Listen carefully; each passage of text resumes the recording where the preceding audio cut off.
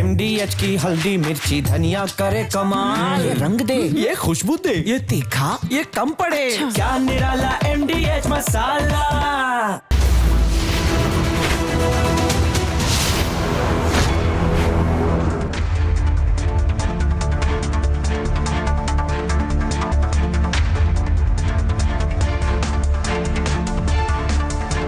नमस्कार, मैं हूं आपके साथ मृदुल शर्मा और आप देख रहे हैं देश का नंबर 1 न्यूज शो ये भारत की बात होगी। देश की हर बात दिखाएंगे आपको, देश और दुनिया की तमाम बड़ी खबरें। दर्शकों, आज की सबसे पहली और सबसे बड़ी खबर आपको बता रहा हूं। बिहार में आज प्रधानमंत्री नरेंद्र मोदी ने बता दिया है कि बिहार में कट्टा सरकार नहीं चाहिए और प्रधानमंत्री नरेंद्र मोदी ने सीधे कह दिया कि इस बार बिहार में NDA सरकार बनानी है। नहीं चाहिए कट्टा सरकार, नहीं चाहिए, नहीं चाहिए, नहीं चाहिए कट्टा सरकार। फिर एक बार, नहीं चाहिए कट्टा सरकार, नहीं चाहिए, नहीं चाहिए, नहीं चाहिए कट्टा सरकार। फिर एक बार, नहीं चाहिए कट्टा। अब मैं आपको बताता हूं, योगी आदित्यनाथ भी बिहार में है और इस बार उन्होंने कह दिया यूपी में तो बुलडोजर चल रहा है, अब इसका बिहार की तरफ रुख करना है। जय जय जय श्री राम, जय जय श्री राम, जय श्री राम, जय जय श्री राम। अब मैं आपको बताता हूं दर्शकों, इधर बाबा बागेश्वर की यात्रा चल रही है, लेकिन कई लोगों का कहना है कि इसका बिहार चुनाव पर असर पड़ेगा क्योंकि दूसरे फेज में मुस्लिम मतदाताओं की संख्या ज्यादा है। अब मैं आपको बताता हूं, इधर तेजस्वी यादव को चुनौती दे रहे हैं तेज प्रताप और बीजेपी के नेताओं के साथ दिखाई दे रहे हैं।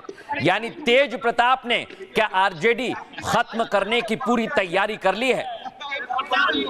अरे नहीं, अभी मुलाकात हुई पहली बार रवि किशन जी से मुलाकात। ये भी भगवान के भक्त हैं, हम भी भक्त हैं महादेव के।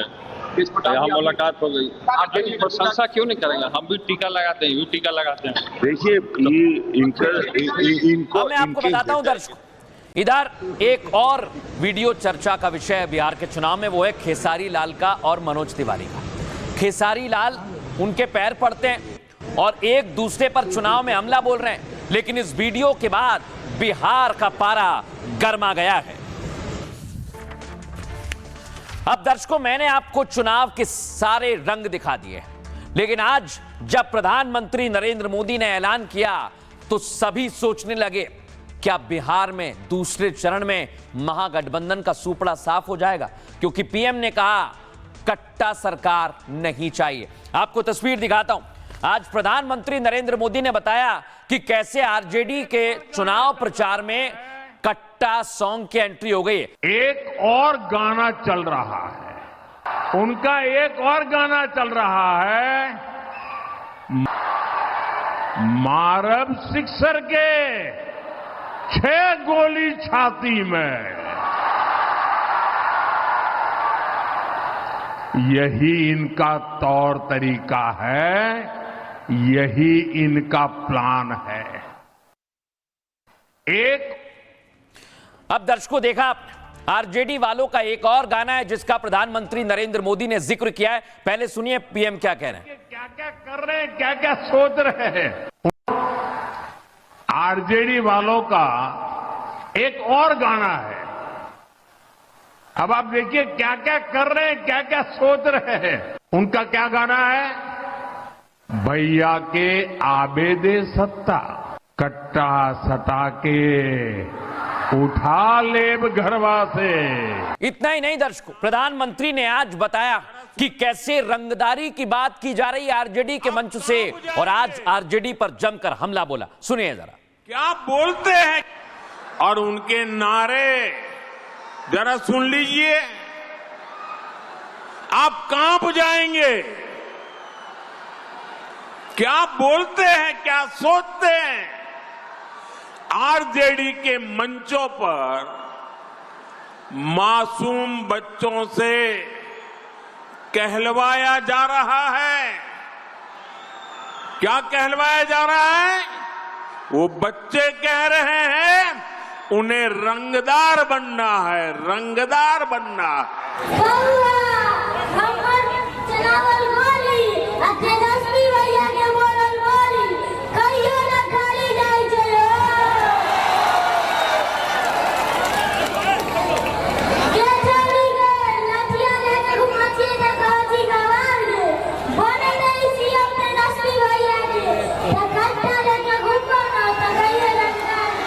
जो लकीर नरेंद्र मोदी ने बिहार चुनाव के पहले फेज में खींची थी, आरजेडी के गानों में जिस जंगल राज के ट्रेलर का जिक्र किया था, वो गाना चुनावी ग्राउंड के आखिरी ओवर में कट्टा दुनाली से सिक्सर पर आ चुका है।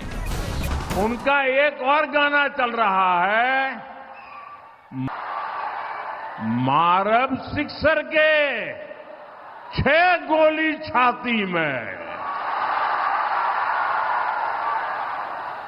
यही इनका तौर तरीका है, यही इनका प्लान है। पीएम मोदी आरजेडी की मंशा गानों से समझा रहे हैं और बता रहे हैं अगर फिर से आरजेडी की सरकार आई तो ये फिल्मी गाने हकीकत में बदल जाएंगे। और इसी का जिक्र वो तेजस्वी और राहुल गांधी को घेरने के लिए हर मंच से कर रहे हैं। अब आप देखिए क्या क्या कर रहे हैं, क्या क्या सोच रहे हैं। उनका क्या गाना है? भैया के आबेदे सत्ता, कट्टा सटा के उठा लेब घरवा से। तो क्या मोदी बिहार की नब्ज टटोल चुके हैं? क्या दूसरे चरण में कट्टा दुनाली के खिलाफ वोटिंग होगी? देखते जाइए, एक एक तस्वीर साफ करेंगे। अब दर्शकों मैं आपको बताने वाला हूं कैसे प्रधानमंत्री नरेंद्र मोदी ने आरजेडी पर निशाना साधा और बिहार चुनाव में कट्टे की एंट्री हो गई। आइए जरा मैं आपको दिखाता हूं। दूसरे चरण में पीएम मोदी ने कट्टा मुद्दा जोर शोर से उठाना शुरू कर दिया है। यह कट्टा मुद्दा विपक्षी महागठबंधन पर हमले का केंद्र बिंदु बन गया है। कट्टा को जंगल राज का प्रतीक बनाना मोदी का रणनीतिक प्लान है। दर्शकों आपको बता रहा हूं मैं, ताकि लालू राबड़ी के शासनकाल की यादें वोटिंग से पहले ताजा रहें। पीएम मोदी अपने बयान में आरजेडी को रंगदार का समर्थक बता रहे हैं और यह बीजेपी ने जारी भी कर दिया है पोस्टर। मोदी कहते हैं कि आरजेडी वाले बच्चों को रंगदार बनने की प्रेरणा दे रहे हैं, जबकि एनडीए लैपटॉप, किताबें और स्पोर्ट्स किट दे रहा है। उन्होंने कहा बिहार को कट्टा सरकार किसी भी हाल में नहीं चाहिए। दरअसल मोदी युवा और महिला वोटर्स को टारगेट कर रहे हैं। बिहार में महिला मतदाताओं की संख्या करीब 47% है और पहले चरण में सबसे ज्यादा करीब 68% महिलाओं ने वोट डाला है। दावा यह कि महिला वोटर का झुकाव खासकर एनडीए की तरफ रहता है। यह दावा है दर्शकों, जिसमें सुरक्षा के साथ 10,000 रुपए का मुद्दा भी काफी अहम है। इसके अलावा बिहार में 20 से 40 साल के वोटर्स भी अच्छी खासी संख्या में हैं, जो बिहार चुनाव में लालू के जंगल राज को अहम मुद्दा मानते हैं। अब बड़ी बात क्या है? प्रधानमंत्री नरेंद्र मोदी ने आज उसी मुद्दे पर फोकस किया है। सुनिए जरा। नहीं चाहिए कट्टा सरकार, नहीं चाहिए, नहीं चाहिए, नहीं चाहिए कट्टा सरकार। फिर एक बार जंगल राज का मतलब है कट्टा, क्रूरता, कटुता, कुसंस्कार, करप्शन। क्या कर रहे हैं लोग? ये कुसंस्कार से भरे हुए लोग हैं, कुशासन का राज चाहते हैं। अब दर्शकों, पीएम ने हमला बोला तो जवाब देने के लिए प्रियंका गांधी सामने आ गई और वो क्या कह रही हैं आप भी सुनिए। आपने ये भी देख लिया कि भाजपा के जो बड़े बड़े नेता हैं, जो कट्टों की बात करते हैं, दुनाली बात करते हैं, गोली, फिरौती, रंगदारी, हत्या, अपहरण, ये बातें करते हैं इनके नेता, इनके सबसे बड़े नेता देश के प्रधानमंत्री अपने स्तर को इतना गिरा चुके हैं। आप सब देख रहे हैं, आपकी आंखों के सामने है। लेकिन दर्शकों, जिन महिलाओं का जिक्र हो रहा है और जिन्हें प्रियंका गांधी संबोधित कर रही हैं, उन महिलाओं ने आज गीत गाकर क्या कहा है आप खुद देखिए और सुनिए। सुनवाते हैं आप। जिया सुनीति चाचा जीविका के भाग जागो, जुग जुग जिया सुनीति चाचा जीविका के भाग जागो। ललना भोजपुर में बाजेला बधाइया के नाम सनैया बाजे हो। ललना भोजपुर में बाजेला बधाइया के नाम सनैया बाजे हो। अब मैं आपको बताता हूं, इधर बीजेपी के लिए गाने गाए जा रहे हैं तो इधर आरजेडी ने भी गाने का जवाब गाने से दिया है। दर्शकों सुनिए जरा। अरे आइए चलिए बिहार की धरती ने हमको पुकारा, बस लेकर ही हम मानेंगे जो भी अधिकार हमारा है। सरकार बदलने वाली है, बिहार बदलने वाला है। सरकार बदलने वाली है, बिहार बदलने वाला है। हर तेजस्वी में बिहार। अब सुना आपने, कहा जा रहा है कि सरकार बदलने वाली है महागठबंधन की तरफ से, और इसके लिए ऐलान बाकायदा तेजस्वी यादव कर रहे हैं। और उन्होंने मंच से क्या कहा सुनिए जरा। कि आज 19 जनसभा हमको करना है। आप लोग को देख ही नहीं हुआ कि अपना हेलीकॉप्टर को तवक्कर बना दिए। हमारे एक हेलीकॉप्टर को रोकने के लिए मोदी जी 30 हेलीकॉप्टर पीछे किए हुए हैं। कि आज 19 जनसभा हमको करना है। आप लोग को देख ही नहीं हुआ कि अपना हेलीकॉप्टर को। अब मैं आपको दिखाता हूं दर्शकों, दूसरे चरण में कैसे हवा को बदला जा रहा है। और इसके लिए बीजेपी ने अपने स्टार प्रचारकों को मैदान में उतार दिया है। और चुनाव के दूसरे चरण में जिन 122 सीटों पर वोटिंग होनी है दर्शकों, उनमें सबसे ज्यादा बीजेपी को अपनी सीट बचाने की चुनौती है। ऐसे में पीएम मोदी, गृह मंत्री अमित शाह और सीएम योगी आदित्यनाथ पूरी ताकत लगा रहे हैं। चुनावी रैली में पीएम ने जंगल राज को मुद्दा बनाया है। अमित शाह ने सीमांचल साधने के लिए घुसपैठियों वाला दांव चला है। और योगी हिंदुओं को एकजुट करने की पूरी कोशिश में है। लेकिन इस फेज में हिंदुओं के साथ मुस्लिम वोटर भी अहम है। ऐसे में बीजेपी के लिए सीमांचल भी अग्नि परीक्षा से कम नहीं है। वहीं महागठबंधन के लिए भी 11 नवंबर को बड़ा इम्तिहान है। सत्ता में वापसी के लिए पूरा दारोमदार इसी चरण पर टिका है। लेकिन महागठबंधन के सामने ओवैसी चट्टान की तरह खड़े हो गए और मुस्लिम वोट बैंक को साधने के लिए सीमांचल में घमासान मचा हुआ है। चाहे आरजेडी हो, कांग्रेस, दोनों के सामने एआईएमआईएम के प्रत्याशी हैं।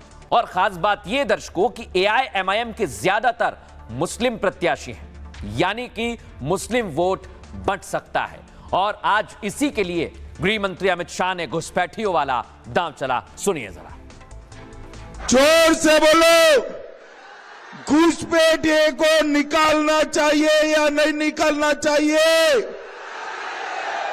ये अभी राहुल बाबा और लालू का बेटा घुसपैठिया बचाओ यात्रा लेकर निकले थे।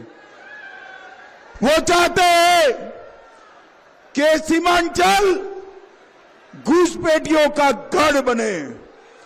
मगर सीमांचल वालों, मैं कहकर जाता हूं, न केवल सीमांचल, पूरे बिहार से एक एक घुसपैठियों को हम चुन चुन कर निकालने का काम करेंगे। अब दर्शकों, आपको एक और बड़ी खबर मैं बताने वाला हूं। इधर प्रचार चल रहा है और इधर पहले चरण की बंपर वोटिंग के बाद आरजेडी कह रही है कि ईवीएम हैक करने की तैयारी है। लेकिन किसकी ईवीएम हैक हो गई है, आइए आपको बताता हूं मैं। बिहार में पहले चरण में बंपर वोटिंग के बाद दावा किया जा रहा है कि विपक्ष अपने एजेंडे पर वापस आ गया। वो एजेंडा कौन सा है? ईवीएम हैकिंग का। और इसके लिए आरोप लगाए जा रहे हैं। लेकिन एक ताजा वीडियो सामने आया है, दर्शकों आपको दिखाता हूं। ये आप देखिए, समस्तीपुर में ये जो पर्चियां आप देख रहे हैं, ये है वीवीपैट पर्ची। जब आप वोट डालने जाते हैं तो यही पर्चियां बाहर आती हैं। अब दावा किया जा रहा है कि वीवीपैट की पर्चियां कूड़े में कैसे आई, यहां तक कैसे पहुंची, इसको लेकर जांच पड़ताल तेज हो गई है। इसके बारे में आपको आगे बताऊंगा। लेकिन दर्शकों, ये बात वीवीपैट तक सीमित नहीं है। आरोप लगाया जा रहा है कि स्ट्रांग रूम जहां पर ईवीएम मशीन, ईवीएम रखी जाती है, वोटिंग मशीन रखी जाती है वहां पर सीसीटीवी बंद हो गए और बार बार लाइट जा रही है, बिजली काटी जा रही है। इन्वर्टर का बैटरी डाउन बताया, इन्वर्टर का बैटरी बंद बताया जा रहा है, जबकि यहाँ लाइन दिया हुआ है उजियारपुर विधानसभा। पिछले 10 मिनट से बंद कर दिया गया है सीसीटीवी फुटेज उजियारपुर विधानसभा का, जबकि लाइट है। हमारा आपका कैमरा वाला करना पड़ेगा। अगर एक भी अगर गड़बड़ हुआ तो हो सकती है, तुम लोग के साथ ये बात जान लो। हमारे तो सब लाइन चालू है, दिया सर, जो है इन्वर्टर से बिजली काट ली गई है सर, हम लोग देख ही नहीं रहे। अब समस्तीपुर के बाद आपको लेकर चलता हूं वैशाली, जहां पर आरजेडी कह रही है कि यहां पर भी वही समस्या है। आधी रात के वक्त पूरी तरह से सीसीटीवी बंद हो गए, स्ट्रांग रूम के बाहर लाइट भी बंद हो गई है। सुनिए जरा। महनार विधानसभा का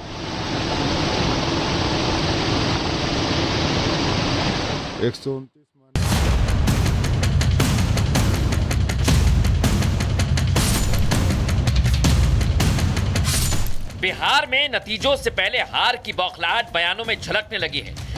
कहीं वीवीपैट की पर्चियों पर बवाल छिड़ा है, कहीं ईवीएम वाले कमरों के कैमरे बंद होने पर संग्राम। 129 महनार विधानसभा का कैमरा बंद हो चुका है। नाइट का 11:53। देखिए भाई, बड़ा खेल हो रहा है। देखिए पिकअप निकल रहा है, यही पिकअप निकल रहा है। 11:53 हो रहा है। अभी कैमरा बंद हो चुका है और एक पिकअप निकला है अंदर से। ये बस ट्रेलर था। आरजेडी का दावा है कि समस्तीपुर में भी यही पैटर्न अपनाया गया और आरोप के साथ वीडियो भी जारी कर दिया। देखिए इन्वर्टर का बैटरी बंद बताया जा रहा है, जबकि यहाँ लाइन दिया हुआ है उजियारपुर विधानसभा। पिछले 10 मिनट से बंद कर दिया गया है सीसीटीवी फुटेज उजियारपुर विधानसभा का, जबकि लाइट है। आरजेडी का ये ईवीएम प्लान पहले फेज के बाद ही एक्टिव हो गया है, यानी जीते तो हम, हारे तो ईवीएम। तेजस्वी तो पहले ही ईवीएम बैन का ऐलान कर चुके हैं। जब हम लोगों की सरकार कभी भी जब बनेगी केंद्र में, तो हम लोग जीतने के बाद जो है ईवीएम को खत्म करेंगे। यानी बिहार में ईवीएम फिर बलि का बकरा बनने वाली है, इसका अंदाजा अभी से लगाया जा सकता है। अब दर्शकों, अलग अलग जिलों से आरजेडी का दावा है कि कुछ लोग यहां पर घुस रहे हैं। ये आप देख रहे हैं, स्ट्रांग रूम के अंदर जाते हुए दिखाई दिए और दावा किया जा रहा है। ये तस्वीर मोइनुद्दीन नगर से आई है।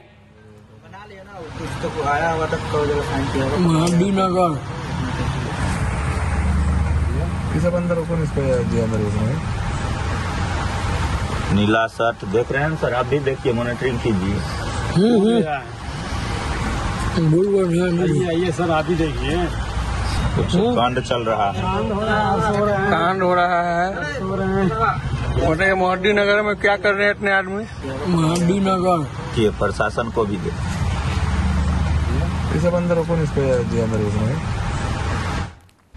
सोचिए, आप दावा किया जा रहा है कि कुछ लोग अंदर दाखिल हो गए, लेकिन आखिर इस दावे की कितनी सच्चाई है, आइए आपको बताता हूं। कुछ इसी तरह स्ट्रांग रूम है दर्शकों, और दावा किया जा रहा है कि वहां पर लाइट चली जाती है, सीसीटीवी बंद हो जाते हैं। बिहार में पहले चरण की वोटिंग के बाद ईवीएम वाला गदर शुरू हो गया है दर्शकों। आरजेडी ने कई विधानसभा इलाकों में ईवीएम की छेड़खानी के आरोप लगा दिए। आरजेडी का आरोप है कि स्ट्रांग रूम के सीसीटीवी बंद किए जा रहे हैं। हाजीपुर में इसी तरह स्ट्रांग रूम में सीसीटीवी बंद होने पर बवाल हो गया। सीसीटीवी में आधी रात को एक वैन अंदर जाती और फिर बाहर आती दिखाई दी। ठीक इसी तरह समस्तीपुर में स्ट्रांग रूम में कुछ लोग अंदर दाखिल होते हुए दिखाई दिए। अब आरजेडी का आरोप है कि सीसीटीवी जानबूझकर बंद किए जा रहे हैं। आरजेडी ने एक्स पर एक पोस्ट कर चुनाव आयोग से जवाब भी मांगा है। वहीं समस्तीपुर में वीवीपैट पर्चियां सड़क पर मिलने पर बवाल हो गया है। ईवीएम से निकलने वाली वीवीपैट पर्चियां सड़क पर बिखरी हुई दिखाई दी। हालांकि घटना के तुरंत बाद एआरओ को निलंबित कर दिया गया है और सीसीटीवी बंद होने और वीवीपैट पर्चियों के मामले पर अब घमासान मच गया है बिहार में, और इसे लेकर आरोप प्रत्यारोप का दौर भी शुरू हो गया है। सुनवाता हूं आपको क्या कहा जा रहा है। 29 महनार विधानसभा का कैमरा बंद हो चुका है। नाइट का 11:53। देखिए भाई बड़ा खेल हो रहा है। देखिए पिकअप निकल रहा है, यही पिकअप निकल रहा है। 11:53 हो रहा है अभी। कैमरा बंद हो चुका है और एक पिकअप निकला है अंदर से। सुनो भाई, कैमरा बंद है।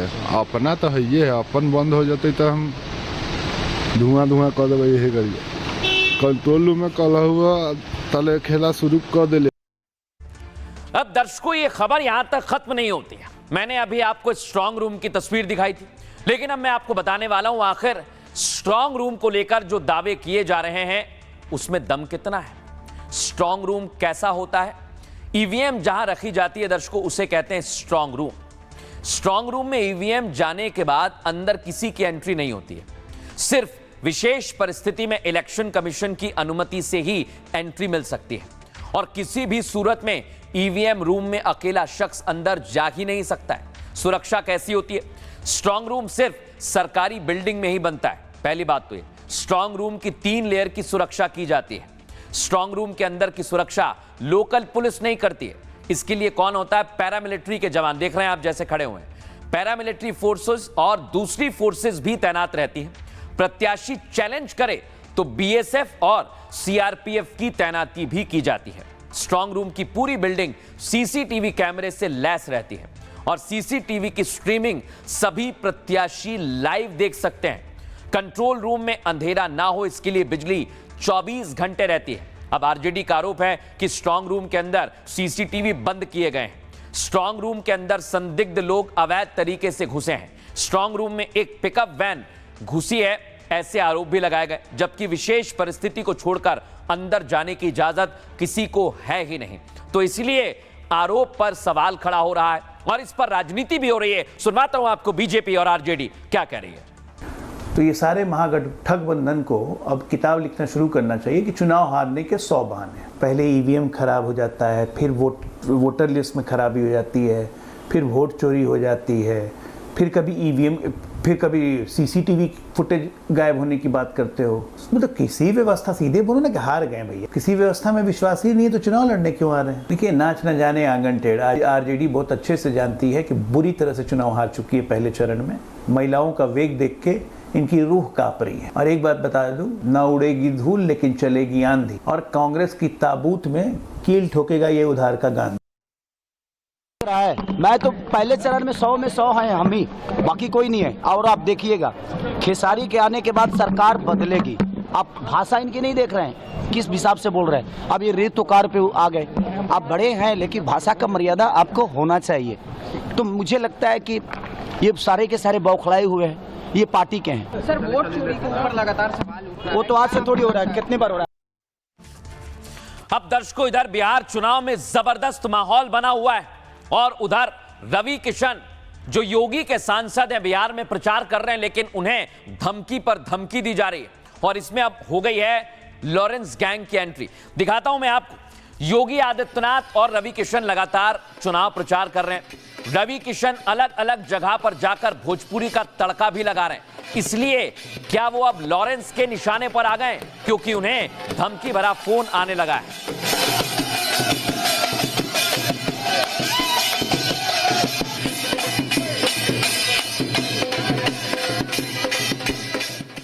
अब दर्शकों, 60 दिन में काम तमाम की धमकी दिए दावा किया जा रहा है कि इसके पीछे लॉरेंस है, लेकिन अभी तक इस बात के कोई पुख्ता सबूत नहीं मिले हैं। जांच पड़ताल की जा रही है। लेकिन दर्शकों, अब मैं आपको बताता हूं कि जब धमकी दी गई है वो रवि किशन के बहुत खास को दी गई है और कैसे धमकी देने वाला लॉरेंस का नाम ले रहा है, सुनवाता हूं आपको। धमकी अभी दे रहे हैं भाई, अभी ट्रेलर चल रहा है, फिल्म पूरा बाकी है।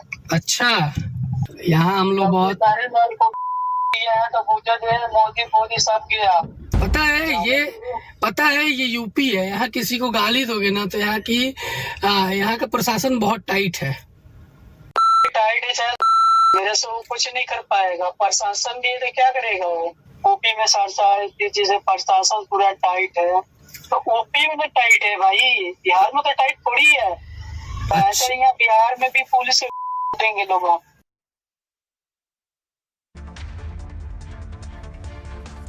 सुना दर्शकों, आपने धमकी दी जा रही है, लेकिन अब मैं आपको बताता हूं कि पूरी तरह से यहां पर योगी बिहार में एंट्री ले चुके हैं, इसलिए रवि किशन को टारगेट पर लिया जा रहा है। अगली तस्वीर दिखाइए, आपको बताऊं कैसे धमकी दी गई है। पहले भी रवि किशन के जो साथी हैं, उनकी टीम के मेंबर हैं, उन्हें भी धमकी दी गई थी। सुनिए जरा। कौन बोल रहे हैं? तुम्हारा बाप बोल रहा हूँ, वहीं आके मारूंगा मैं। अरे क्या हो गया भाई साहब, क्यों गाली दे रहे हैं फोन पे? वो यादव समाज को कह रहा है कि यादव समाज के सब कार्यालय, मेरी बात सुनो शिवम जी, आप उसके कार्यालय से बोल रहे हो, हाँ या ना बोलो। तुरंत मुझे, मैं मर जाऊंगा, मुझे मंजूर है, लेकिन उनको तुरंत गोली मारूंगा मैं। अब जिसने ये धमकी दी थी वो था खेसारी लाल यादव का फैन। लेकिन आपको बताता हूं दर्शकों, में रवि किशन कह रहे हैं कि उन्हें इन धमकियों से फर्क नहीं पड़ता है और वो चुनावी मैदान में डटे हुए हैं, लगातार चुनाव प्रचार कर रहे हैं। हाई बोला तो बिहार सुनी पवन के पुकार, बम्पर जीत होई, बम्पर जीत होई, बम्पर जीत होई। जोड़ी मोदी या नीतीश जी के हिट होई, जोड़ी मोदी या नीतीश जी के हिट होई, हाँ जोड़ी मोदी या नीतीश जी के हिट होई। हाई बोला तो बिहार सुनी पवन के पुकार, बम्पर जीत होई।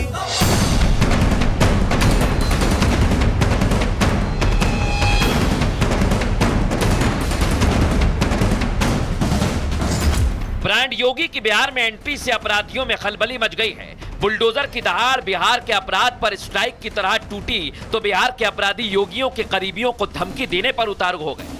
धमकी अभी दे रहे हैं भाई, अभी ट्रेलर चल रहा है, फिल्म पूरा बाकी है। अच्छा, यहाँ हम लोग बहुत सारे दल को किया है, तो पूछा जो मोदी सब गया। पता है ये यूपी है, यहाँ किसी को गाली दोगे ना तो यहाँ का प्रशासन बहुत टाइट है। लॉरेंस गैंग की एंट्री से चुनाव के बीच अपराध का तड़का कई फैक्टर पैदा कर गया। चंद दिन पहले जब रवि किशन को धमकी मिली थी, तब भी खेसारी के फैन ब्रिगेड का नाम सामने आया था।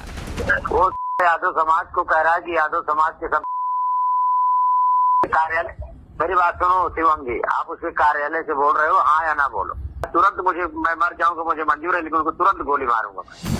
यूपी में अपराध का अंजाम देख बिहार के अपराधी भी 14 नवंबर के खौफ में हैं, क्योंकि बाबा और बुलडोजर दोनों बिहार में ताबड़तोड़ स्ट्राइक कर रहे हैं। जिन्होंने आरजेडी की अराजकता नहीं देखी है, वे अपने माँ बाप से पूछें अराजकता क्या होती है। ये जातीय नरसंहार कैसे बिहार के अंदर आरजेडी के 15 वर्ष के कुशासन में हुई थी, हर व्यक्ति जानता है। बस योगी के इसी तेवर से बिहार के अपराधी दहशत में हैं, क्योंकि बीजेपी आई तो बुलडोजर भी आएगा। बस इसीलिए योगी और उनके करीबियों के साथ अपराधी धमकी धमकी का खेल खेल रहे हैं। अच्छा, अब मैं आपको दिखाने वाला हूं दर्शकों कि आखिर ये धमकीबाज कौन है और ये धमकी आखिर क्यों दे रहा है और बिहार चुनाव में इसका वाकई में असर पड़ रहा है क्या? क्योंकि बिहार में बाबा और बुलडोजर की दहाड़ से अपराधी परेशान हो गए। अपराधियों में दहशत इस कदर है कि अब धमकी दी जा रही है योगी के सांसद रवि किशन को। योगी के सांसद रवि किशन को दूसरी बार धमकी मिली। इस बार धमकी के पीछे लॉरेंस गैंग का नाम सामने आया। रवि किशन के करीबी प्रवीण को एक फोन कॉल आया। दर्शकों, कॉल करने वाले ने खुद को लॉरेंस गैंग से जुड़ा हुआ बताया और धमकीबाज ने खुद की डीपी में लॉरेंस की तस्वीर भी लगाई थी। धमकीबाज ने कहा इस बार मोदी और योगी दोनों चले जाएंगे। धमकीबाज ने कहा हम बिहार में रवि किशन को देख लेंगे। इतना ही नहीं, धमकीबाज ने फोन पर कुछ नेताओं के फोटो भी भेजे। रवि किशन और बीजेपी विधायक प्रदीप की तस्वीर पर क्रॉस बना हुआ था, यानी एक तरह से रवि किशन के साथ बीजेपी विधायक को भी धमकी दी गई। चंद दिन पहले रवि किशन के पीए को धमकी मिली थी खेसारी लाल यादव के फैन के नाम पर। तब खेसारी से रवि किशन के विवाद के चलते उन्हें धमकी दी गई थी। योगी फोर्स ने धमकी देने वाले को पंजाब से गिरफ्तार कर लिया था, लेकिन अब फिर से धमकी आई है। आपको पूरा घटनाक्रम में बताता हूं कि कैसा रहा है, सुनिए जरा। भाई अभी ट्रेलर चल रहा है, फिल्म पूरा बाकी है। अच्छा, पता है ये यूपी है, यहाँ किसी को गाली दोगे ना तो यहाँ का प्रशासन बहुत टाइट है। टाइट है सर, मेरे से वो कुछ नहीं कर पाएगा। प्रशासन भी तो क्या करेगा, वो यूपी में तो टाइट है भाई, बिहार में तो टाइट थोड़ी है। ऐसे ही यहाँ बिहार में भी पुलिस लोगों काम की अभी दे रहे हैं भाई, अभी ट्रेलर चल रहा है, फिल्म पूरा बाकी है। अच्छा, जैसे ट्रेलर फिल्म का फर्स्ट शो होता है ना, वैसा हमारे भी है। अरे वाह, वैसे ही शो अगर उसके बाद दिखाते हैं तो डर के रहना पड़ेगा हमको, नहीं? अब तुम डर के तो तुमको डर के तो रहना पड़ेगा भाई। अच्छा, लेकिन हम लोग डर के नहीं रहते, हम लोग यूपी में, हम लोग को शासन पे प्रशासन पे बहुत भरोसा है। ठीक है, तुम्हारा प्रशासन में भरोसा है। हाँ, कुछ नहीं हो पाएगा इस बार, मोदी सब गया। अच्छा, तुम तो एक बात बताएं, मोदी जी देश के प्रधानमंत्री हैं और हम लोग उनको बहुत मानते हैं। उनके सब बोल रहे हो ठीक है, लेकिन थोड़ा सा अपना लहजा आप संभाल के बोलो। पता है ये यूपी है, यहाँ किसी को गाली दोगे ना तो यहाँ का प्रशासन बहुत टाइट है। और प्रशासन टाइट है, पहले धमकीबाज को पकड़ लिया है, लेकिन दूसरे का भी अब काम तमाम करने की तैयारी है। आगे बढ़ेंगे खबरों में और आपको बताते हैं, तेज प्रताप यादव आरजेडी को खत्म करने का मूड बना चुके हैं। वो तो हरा गमछा दिखता है तो कहते हैं कि ये जयचंद की पार्टी वाले लोग हैं। आइए आपको दिखाता हूं, तेज प्रताप यादव आज रवि किशन के साथ नजर आए। देख रहे हैं आप, रवि किशन के साथ बाकायदा मीडिया में पहली बार ये तस्वीर देखी है और इसके बाद बिहार में चर्चा जोरों पर है। तेज प्रताप की तैयारी क्या है?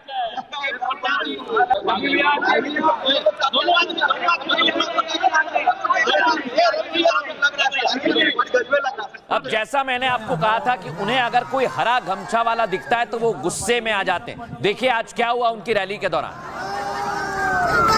अब देखिए जयचंदवा का पार्टी का यहाँ हरा वाला घूम रहा है। देखिए हरा पार्टी, यही सब पार्टिया वाला हमको बाहर किया घर वाला। उतारो गमछा, उतारो इस गमछा को, गमछा उतारो, यहाँ उतारिए, यहाँ जनशक्ति जनता दल का उतारिए गमछा, उतारिए, नहीं तो सिपाही उतार देगा इसको। उतारिए हरा गमछा, यहाँ हरा गमछा नहीं चलेगा, कृष्ण भगवान का पीला गमछा चलेगा। अब मैं आपको दिखाता हूं, तेज प्रताप यादव लगातार लालू के अंदाज में चुनाव प्रचार कर रहे हैं और सुनिए जरा आज क्या हुआ। छोड़ दिए तब छोड़ दो, महुआ का आदमी है, काहे सिपाही जी आराम से रुक जाइए, छोड़ दीजिए। तब सब जगह घूमा आदमी। देखिए सिपाही जी, महुआ के ऊपर अगर लाठी चार्ज हुआ तो हम लाठी चार्ज कर देंगे। तो कहा गया कि चुपचाप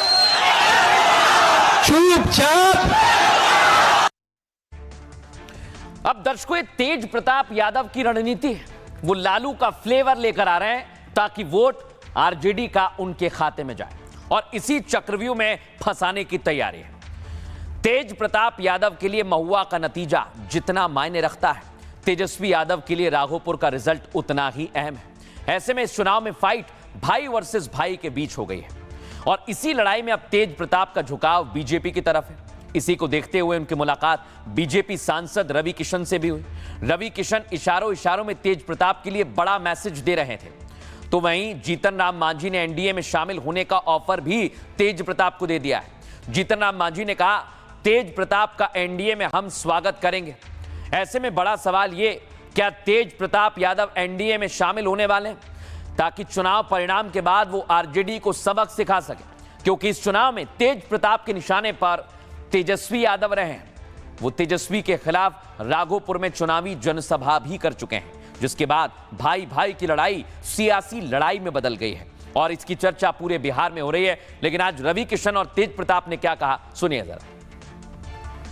जितना हम इनको देख रहे थे, जानते हैं, इनके हृदय को सब लोग बहुत प्रेम कर रहा है। दिल दिमाग से मुंह पे वायर नहीं आ रहा, सीधे दिल से इनकर मुंह पड़ता। तो दिल वाले इंसान है और भोलेनाथ के भक्त हैं। और तो सारे लोग जिसका लक्ष्य सेवा है और निस्वार्थ सेवा है, बगैर कोनो पर्सनल एजेंडा के, उसके लिए भाजपा तो सदैव अपना पूरा सीना खोल के रखती है। अरे नहीं, अभी मुलाकात हुई, पहली बार रवि किशन जी से मुलाकात। ये भी भगवान के भक्त हैं, हम भी भक्त हैं महादेव के, यहाँ मुलाकात हो गई। देखिए, जो हम तो कहे ही ना शुरू से, जो बेरोजगारी मिटाएगा, जो रोजगार देगा, हम उसके साथ रहेंगे।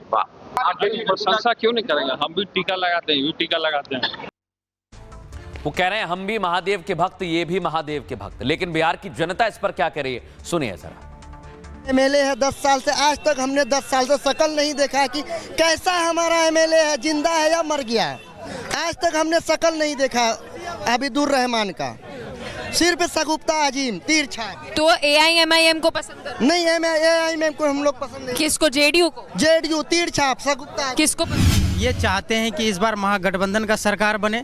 तेजस्वी नवयुवक हैं, उन्होंने घोषणा भी। तो उनके तो भाई उनके लिए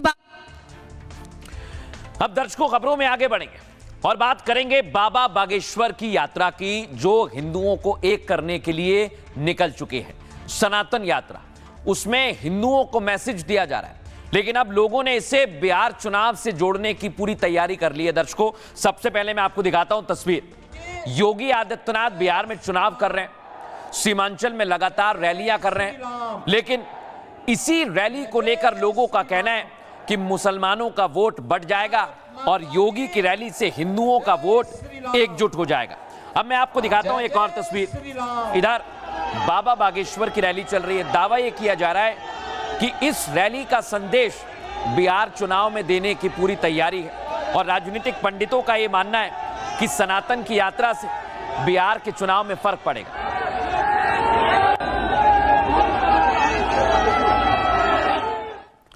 लेकिन दर्शकों यहां पर आपने देखा बाबा बागेश्वर यात्रा निकाल रहे हैं, लेकिन राजनीतिक पंडित इसे बिहार चुनाव से देख रहे हैं, जोड़ रहे हैं। और क्यों जोड़ रहे हैं, आइए जरा मैं आपको विस्तार से बताता हूं। बिहार चुनाव के बीच बाबा बागेश्वर हिंदू एकता यात्रा निकाल रहे हैं, लेकिन उन्होंने साफ कहा कि वो यात्रा किसी के खिलाफ नहीं है, ना ही राजनीतिक है, बल्कि बिहार समेत पूरे देश के हिंदुओं को एकजुट करने के लिए। बाबा बागेश्वर ने इस दौरान धर्मांतरण और गौ हत्या का मुद्दा भी उठाया, जिसका जिक्र सीएम योगी आदित्यनाथ ने भी अपनी जनसभा में किया था, पहले ही कर दिया था। सीएम योगी बिहार चुनाव में बीजेपी के फायर ब्रांड नेता हैं और दूसरे चरण में हिंदुओं को एकजुट करने का नारा भी दे रहे हैं। सीएम योगी ने फिर कहा हमें किसी हाल में बंटना नहीं है, क्योंकि जब जब हिंदू बटे थे तब तब कटे थे, और हिंदुओं को एकजुट करने के लिए बाबा बागेश्वर भी यात्रा पर है, जिसका सीधा संदेश बिहार की चुनावी घमासान में सुनाई दे रहा है और इसकी चर्चा जोरों पर हो रही है। सुनिए जरा कैसे बिहार चुनाव में बाबा बागेश्वर की यात्रा की चर्चा होने लगी है। एक कांग्रेस, आरजेडी या समाजवादी पार्टी भगवान राम के मंदिर के निर्माण को रोक पाई है क्या? आज अयोध्या में भगवान राम का मंदिर बन गया है ना, कोई संदेह है क्या? बटे थे तो बटना नहीं है, एकजुट हो करके कांग्रेस और आरजेडी के जंगल राज और माफिया राज का मुंहतोड़ जवाब देना है। कुछ भी नहीं, विरोधियों को यही जवाब है, कायदे में रहो, सुधर जाओ। नहीं सुधरोगे तो हिंदू सुधारेगा। इस देश का 80 करोड़ हिंदू जाग चुका है। ये जो पदयात्रा है 80 करोड़ हिंदुओं की पदयात्रा है। अब दर्शकों खबरों में आगे बढ़ेंगे। आज एक और बड़ी खबर आपको बता रहा हूं और यह खबर आपको जरूर देखनी चाहिए दर्शकों, क्योंकि डॉक्टर जो इलाज करता है उसके भेष में आतंकी छिपा हुआ है। इसकी पूरी कहानी बताऊंगा आप, क्योंकि योगी फोर्स ने आतंक के खिलाफ तगड़ा एक्शन लिया है और कैसे कश्मीर से लेकर उत्तर प्रदेश तक एक्शन हुआ है, आइए आपको दिखाते हैं। सबसे पहले कुपवाड़ा में आज आतंकी घुसपैठ कर रहे थे, लेकिन सेना के जवानों ने 2 आतंकियों को ठोक दिया है दर्शकों, और पूरी तैयारी थी इन लोगों की कि ये भारत में साजिश करें, लेकिन इन पर एक्शन लिया गया है। आइए आपको अगली तस्वीर दिखाता हूं। इनको ड्रोन से सर्च किया गया है, ये छिपे हुए थे, ड्रोन की मदद से सर्च ऑपरेशन चलाया और उसके बाद आतंकियों पर बड़ा एक्शन लिया गया।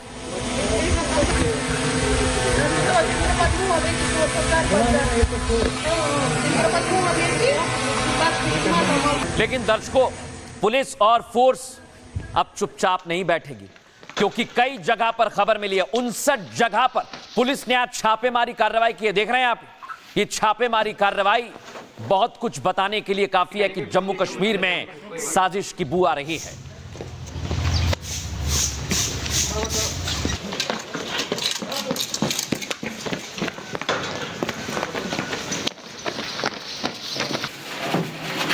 अब दर्शकों मैं आपको बताने वाला हूं, एक आतंकियों का गुर्गा था जिसका नाम बिलाल है। यह अलकायदा से जुड़ा हुआ है और यह उत्तर प्रदेश में था, लेकिन योगी फोर्स ने इसे पकड़ लिया है और खुलासा चौंकाने वाला है।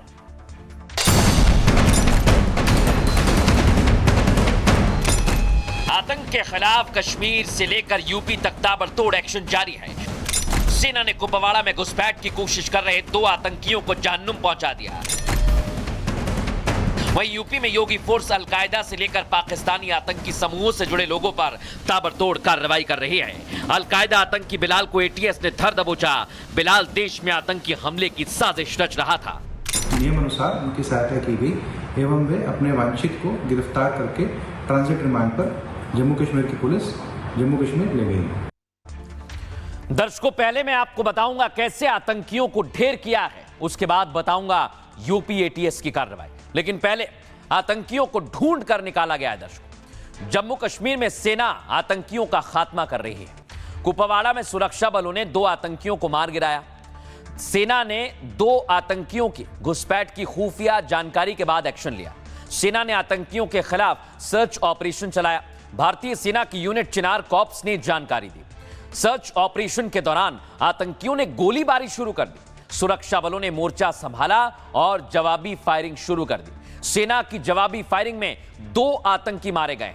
मारे गए आतंकी लश्कर-ए-तैयबा या जैश-ए-मोहम्मद से जुड़े हुए हो सकते हैं। सेना का सर्च ऑपरेशन अब भी जारी है दर्शकों, और ड्रोन की मदद से सर्चिंग की जा रही है। सेना ने इस ऑपरेशन को पिंपल नाम दिया है। लेकिन ये ऑपरेशन पिंपल क्या है? भारत पाक सीमा पर जवान 24 घंटे अलर्ट पर रहते हैं। घुसपैठ की हर कोशिश का मुंह तोड़ जवाब देते हैं। ज्यादातर पीओके से आतंकियों की घुसपैठ होती है। जिस जगह पर आतंकी घुसपैठ करते हैं वहां पर सेना ने नक्शे से उस जगह को पिंपल नाम दिया है।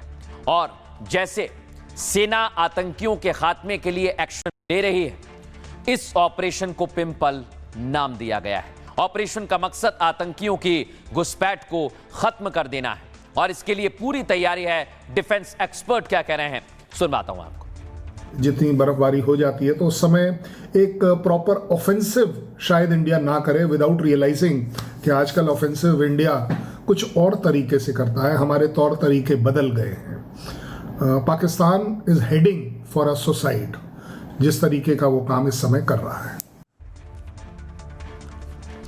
अब दर्शकों मैं आपको बताता हूं कि कैसे एक डॉक्टर जो आपका इलाज करता है वो आतंकियों के साथ जुड़ा हुआ था। आप सोचिए जरा, ये वो अस्पताल है जहां पर ये डॉक्टर, जिसका मैं फोटो आपको दिखा रहा हूं, आदिल, ये वहां पर तैनात था दर्शकों। और आप सोचिए ये लोगों का इलाज कर रहा था और पीठ पीछे लोगों को मारने की प्लानिंग कर रहा था, यानी आतंकियों के साथ मिला हुआ था दर्शकों।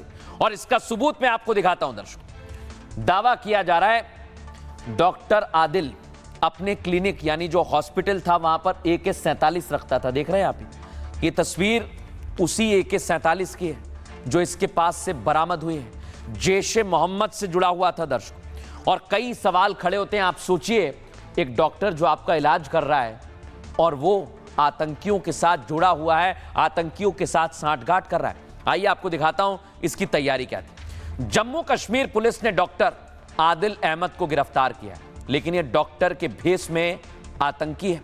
यूपी के सहारनपुर से आदिल को पकड़ा गया है दर्शकों। डॉक्टर आदिल पर जैश-ए-मोहम्मद के पोस्टर लगाने का आरोप है और अक्टूबर महीने में श्रीनगर के कई इलाकों में जैश के पोस्टर लगे थे।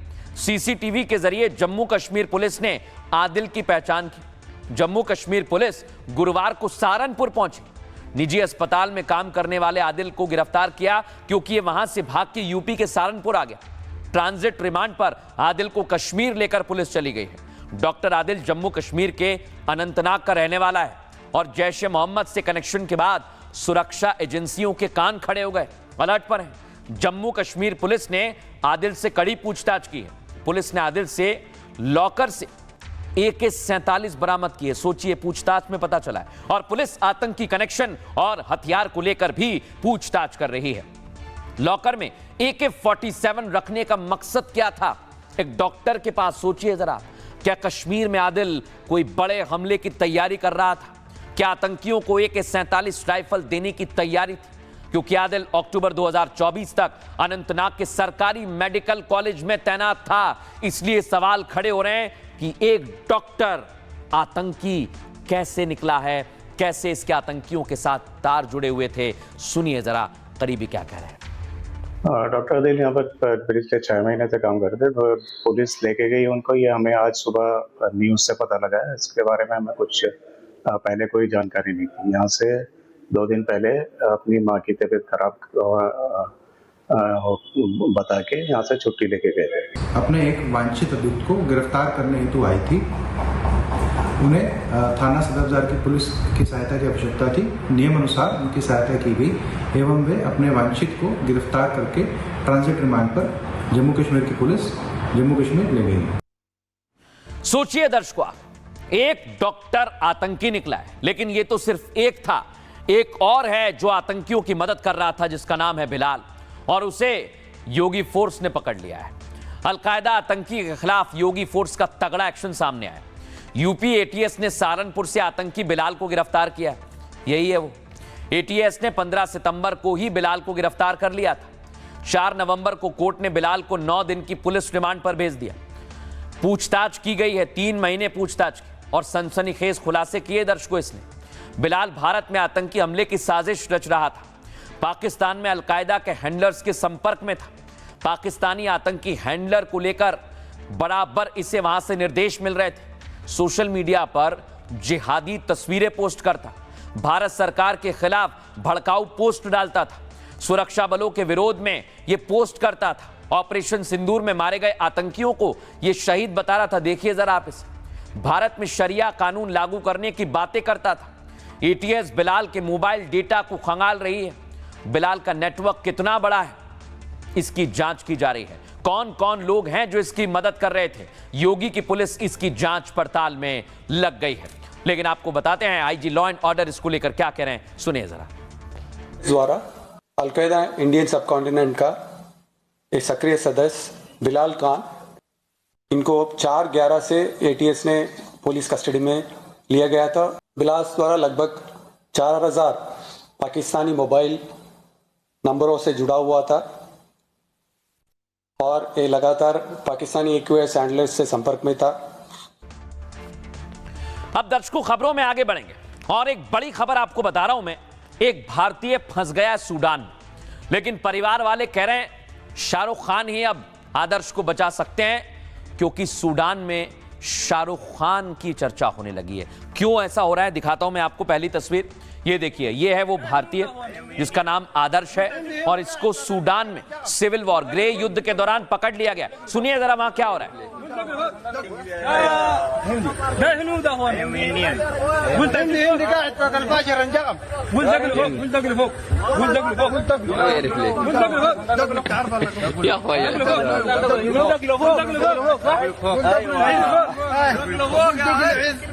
अब मैं आपको एक और वीडियो दिखा रहा हूं। देखिए आदर्श जिसमें नमस्ते करता है और थोड़ा सा डरा हुआ है, लेकिन कहता है कि मैं सुरक्षित हूं। सुनिए जरा।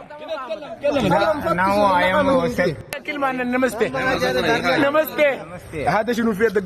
ده شنو my name is my Hindi صح كلامك تمام. now I am safety is good, no problem now. Asma, I am good. Asma, you in Sudan strong. Sudan is very critical now. No good, no safety now.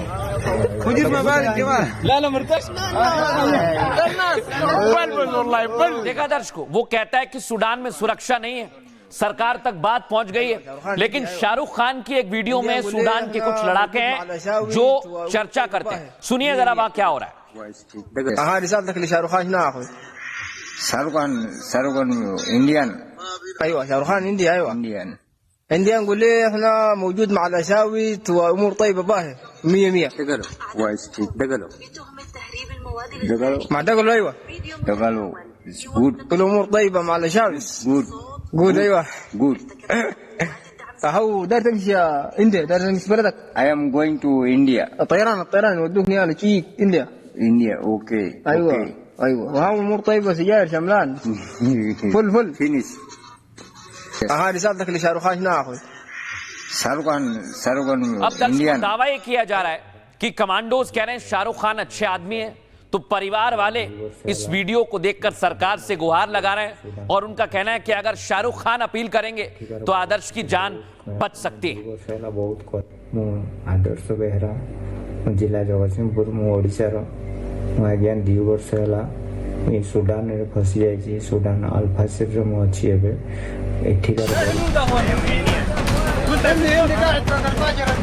Sudan में एक भारतीय पर आफत का पहाड़ टूट पड़ा। रोजी रोटी की तलाश में निकला शख्स अब जिंदगी बचाने का रास्ता तलाश रहा है। परिवार का भरण पोषण करने वाला अब खुद की सांसों के साथ दाने दाने को मोहताज है। परिवार वाले गम में डूबे हुए हैं, रिहाई की गुहार लगा रहे हैं।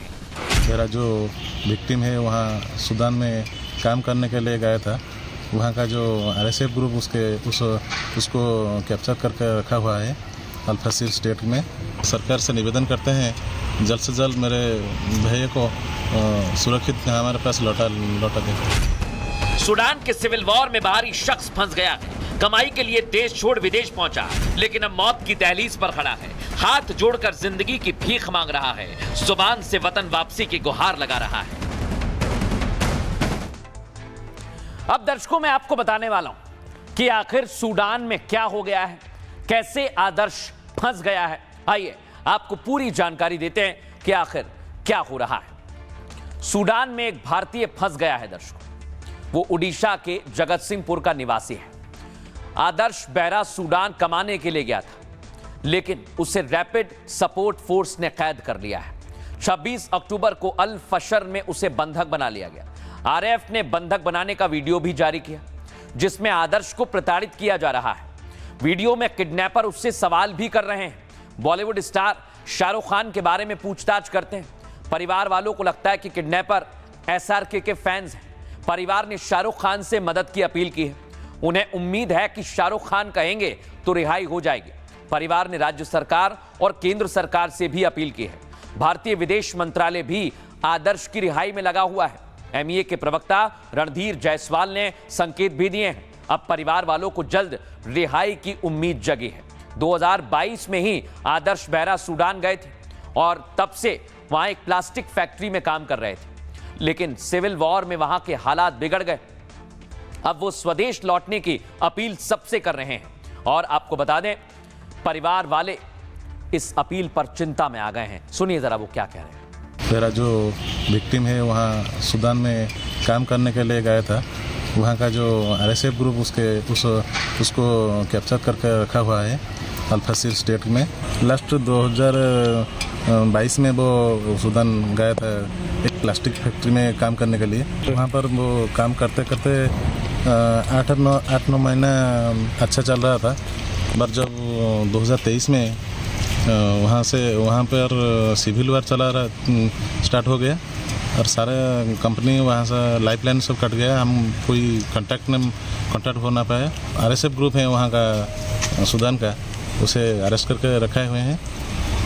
वीडियो भी हमें मिला है जिसमें वो आदर्श बेहरा को कैप्चर करके रखे हुए हैं। सरकार से निवेदन करते हैं जल्द से जल्द मेरे भैया को सुरक्षित हमारे पास लौटा दें। हमारे जगतसिंहपुर जिला के तिरतोल थाना के अंतर्गत कोटकना गांव के एक हमारे यहाँ से 2022 में सूडान गए हुए थे अपने काम से रिलेटेड।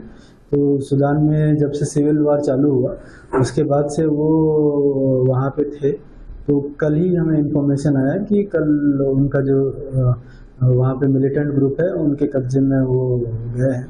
तो जैसे ही हमें इन्फॉर्मेशन आया हमारा लोकल पुलिस उनके फैमिली के साथ हमेशा टच में है और उसके बाद उनसे सारा बेसिक इन्फॉर्मेशन सारा डिटेल्स गैदर किया हुआ है और जो भी इन्फॉर्मेशन गैदर किया हुआ है उसके बेसिस पे फॉर्मली हमने डीजीपी उड़ीसा हमारे इंटेलिजेंस डायरेक्टर को भी रिक्वेस्ट किया गया है, होम डिपार्टमेंट को भी रिक्वेस्ट किया गया फॉर्मली। वो फिर हमारे स्टेट गवर्नमेंट उसी बेसिस पे सेंट्रल गवर्नमेंट के मिनिस्ट्री ऑफ एक्सटर्नल अफेयर्स और होम मिनिस्ट्री के साथ कोऑर्डिनेशन में है और हम आशा करते हैं बहुत जल्दी उनको सेफ्टी के साथ रेस्क्यू किया जाएगा। अब दर्शकों मैं आपको बताने वाला हूं कि सूडान में इस समय क्या हो रहा है। सूडान में इस समय बहुत हंगामा मचा हुआ है, बवाल हो रहा है। 2023 से वहां सेना और आरएएफ दोनों आमने सामने आ गए और वहां पर जबरदस्त तैयारी चल रही है कब्जा करने की। एक तरफ रैपिड सपोर्ट फोर्स है, आरएसएफ है, और दूसरी तरफ वहां की सेना है। लेकिन इसी बीच दर्शकों आदर्श बेहरा फंसे हुए हैं और वहां से वीडियो जारी कर वो कह रहे हैं कि मुझे यहां से बचा लिया जाए। सुनिए जरा वो क्या कह रहे हैं।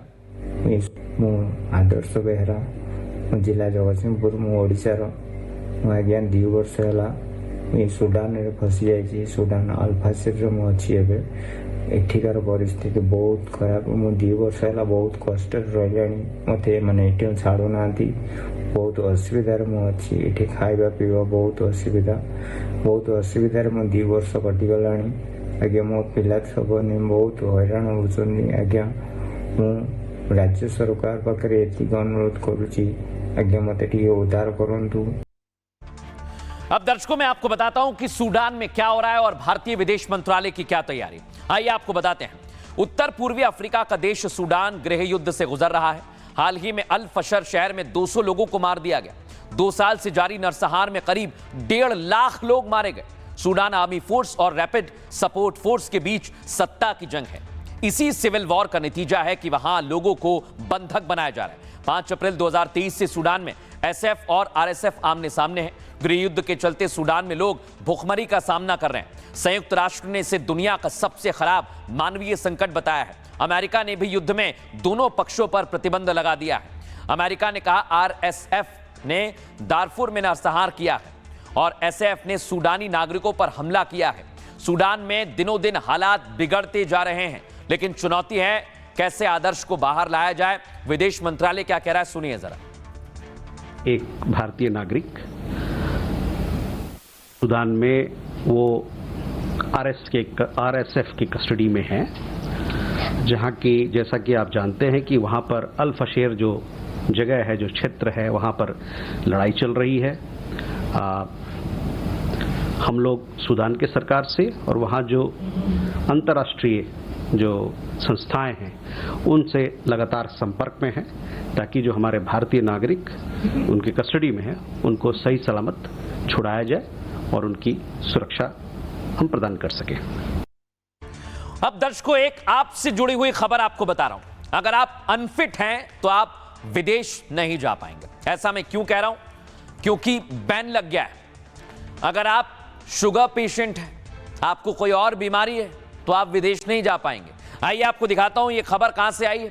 डोनाल्ड ट्रंप राष्ट्रपति अमेरिका के और अपने अतरंगी फैसलों के लिए वो दुनिया भर में इस समय चर्चा का विषय बने हुए हैं। कभी टैरिफ को लेकर, कभी H-1B वीजा को लेकर, और अब अमेरिकी वीजा पॉलिसी में बड़ा बदलाव किया गया है। और वो बदलाव किसके लिए, आइए आपको बताता हूं। जो लोग अनफिट हैं, जूझ रहे हैं, जिनके शरीर में कई गंभीर बीमारियां हैं, वो लोग विदेश नहीं जा पाएंगे। और बीपी और डायबिटीज वाले पेशेंट्स बैन कर दिए गए। लेकिन दर्शकों आपको बताता हूं अमेरिका ने पॉलिसी क्या बनाई है और आपके लिए यह चिंता की बात क्यों है। क्योंकि अगर आप जाना चाहते हैं विदेश तो आपको फिट रहना होगा। इसके लिए अमेरिका क्या कह रहा है, अब अमेरिका में वही लोग जा पाएंगे दर्शकों जो फिट होंगे। बीमार लोगों की एंट्री अब अमेरिका में नहीं होगी। ट्रंप प्रशासन ने वीजा नियमों में बड़ा बदलाव कर लिया है। अगर आपको डायबिटीज है तो आप नहीं जा पाएंगे। अगर आप अनफिट हैं, हृदय रोग वाले भी ट्रंप के देश नहीं जा पाएंगे। ब्लड प्रेशर वाले लोगों के भी प्रवेश पर बैन लग गया है। बीमार लोगों को वीजा या ग्रीन कार्ड भी नहीं मिलेगा। नौकरी या पढ़ाई करने के लिए अमेरिका जाना हो तो आपको फिटनेस पर ध्यान देना होगा। और विदेशी वर्कर और स्टूडेंट्स इस रूल के दायरे में आएंगे। इनका मकसद क्या है? सरकार पर बोझ कम करना। वहां के अधिकारी हेल्थ, उम्र और फाइनेंशियल स्टेटस आपका जांचेंगे। दरअसल ये नियम पब्लिक चार्ज नीति पर आधारित है, जिसका लक्ष्य ऐसे अप्रवासियों को रोकना है जो अमेरिकी सरकार और संसाधनों पर निर्भर हो सकते हैं। अगर कोई व्यक्ति भविष्य में महंगी चिकित्सा देखभाल या सरकारी सहायता पर निर्भर होता है, संभावना भी रखता है, तो उसका वीजा रिजेक्ट कर दिया जाएगा और इसके लिए पूरी तैयारी की जा रही है। लेकिन इस मामले को लेकर विदेशी फॉरेन एक्सपर्ट क्या कह रहे हैं, सुनिए जरा। आते हैं मेडिकल ट्रीटमेंट के बहाने और फिर अमेरिका में बसने की कोशिश करते हैं। इसको ज़्यादा टाइम नहीं हुआ, ज़्यादा समय नहीं हुआ जबकि ये बहुत प्रचलित था, क्योंकि उस समय अमेरिका जाना एक बहुत बड़ी अचीवमेंट हुआ करती थी। अमेरिका तो दुनिया का सबसे बड़ा मैग्नेट, सबसे बड़ी चुंबक थी। दूसरा ये है कि मैंने देखा है कि अमेरिका के कानून के अंतर्गत किसी भी अस्पताल में अगर आप चले जाइए इमरजेंसी ट्रीटमेंट के लिए, आपको मना नहीं वो कर सकते। आपकी जेब में पैसे हैं तो बहुत अच्छी बात है, आपको देने पड़ते हैं, नहीं हैं। सवाल कई सारे हैं, लेकिन दर्शकों बड़ी संख्या में स्टूडेंट्स हैं, कुछ कामगार हैं जो अमेरिका जाना चाहते हैं। तो फिर आपको क्या करना होगा? क्या वाकई सेहत का ख्याल रखना चाहिए? बिल्कुल, चाहे आप विदेश जाना चाहते हैं या नहीं, आज के समय में फिट रहना सबसे मुश्किल काम है। अगर आप स्वस्थ नहीं रहेंगे तो कुछ नहीं कर पाएंगे। इसलिए तो कहा गया है हेल्थ इज वेल्थ। लोग स्वाद के चक्कर में स्वास्थ्य को भूल जा रहे हैं, अनहेल्दी आइटम खा रहे हैं और खान पान बीमारी की जड़ है। शरीर का मोटापा और धीरे धीरे बढ़ने लगता है और मोटापा बढ़ता है तो फिर आपकी बीमारियां बढ़ती हैं। मोटापे को लंबे समय तक अनदेखा नहीं करना चाहिए। यह हृदय रोग, ब्लड प्रेशर और डायबिटीज के कारण है। बीमारी से आप कैसे बचें? हर दिन समय निकालकर एक्सरसाइज करें, फल और हरी सब्जियों का सेवन करें, डाइट में साबुत अनाज और प्रोटीन लें, ऑयली कम खाएं, पैकेज्ड और स्नैक्स पर भी आपकी निर्भरता कम करनी चाहिए। आपको चीनी और नमक का सेवन कम करें, साफ पानी पीने की कोशिश करें, अपने वजन को कंट्रोल में रखें, 8 से 10 घंटे की नींद लें और हर दिन सुबह की धूप शरीर के लिए बहुत जरूरी होती है। इसके लिए हमने डॉक्टर्स से भी बात की है, वो क्या कह रहे हैं सुनिए जरा। उसका लगभग आधा हिस्सा जो है वो सब्जियां और सलाद होना चाहिए। वहीं केवल 1/4 हिस्सा जो है वो कार्बोहाइड्रेट्स होना चाहिए, यानी कि रोटी चावल वगैरह जो आप खाते हैं, और 1/4 हिस्सा जो है वो प्रोटीन्स होने चाहिए, जैसे कि दाल है, राजमा, छोले, पनीर, अंडा, ये सब चीजें। तो एक आपको जो ये प्रोपोर्शन है इसका खास तौर से ध्यान रखना है। दूसरा इस बात का भी ध्यान रखना है कि जो आपका खाना रात का खाने का समय है और सुबह के नाश्ते का समय है उसमें भी अच्छा गैप होना चाहिए। लगभग 12 से 14 घंटे का गैप जो है अगर आप उसमें रख सकते हैं तो वो आपके लिए बहुत अच्छा होता है। अब दर्शकों जाते जाते मैं आज आपको एक काम की खबर दिखाता हूं। अगर आप कहीं घूमने जाना चाहते हैं तो आपको बता दें 8,300 करोड़ का म्यूजियम बन के तैयार हुआ है। आइए आपको उस म्यूजियम की तस्वीर दिखाता हूं। ये देखिए उसका इनॉग्रेशन हो गया है। मिस्र में दुनिया का सबसे बड़ा म्यूजियम बना है। दिखाइए तस्वीर दिखाइए।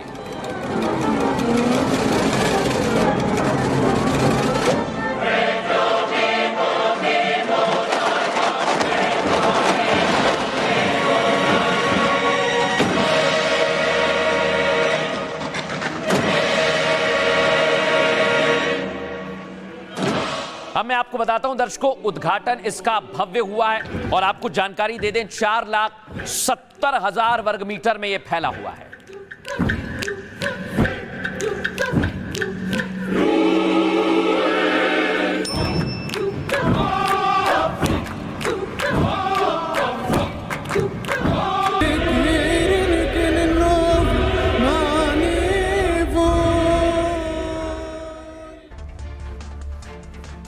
अब दर्शकों आज की बात करेंगे। आज आपके लिए सूत्र में क्या है आइए जानते हैं। सूत्र आपको जरूर सुनना चाहिए दर्शकों, क्योंकि अक्सर जीवन में हमें ऐसी परिस्थितियों का सामना करना पड़ता है जब कोई हमारे आत्मसम्मान को ठेस पहुंचा देता है। ऐसे समय में ज्यादातर लोग आक्रोशित हो जाते हैं, गुस्से में आकर प्रतिक्रिया देते हैं। लेकिन नहीं, आचार्य चाणक्य क्या कहते हैं सुनिए। अपमान का जवाब क्रोध से नहीं संयम से और आपकी सफलता से देना चाहिए। चाणक्य की यह शिक्षा आज भी लाइफ, करियर और रिश्तों में मार्गदर्शन देने वाली है। जो व्यक्ति अपमान के समय शांत रहता है वही सच्चा बुद्धिमान है। गुस्से में लिए गए फैसले पछतावे का कारण बनते हैं। इसलिए अपमान सहने के बाद भी धैर्य बनाए रखना ही सफलता की पहली सीढ़ी है। और इसलिए कहा गया है पेशेंस इज अ वर्च्यू, धैर्य ही सद्गुण है। एक छोटा सा ब्रेक ले रहे हैं, जल्द हाजिर होंगे। नमस्कार।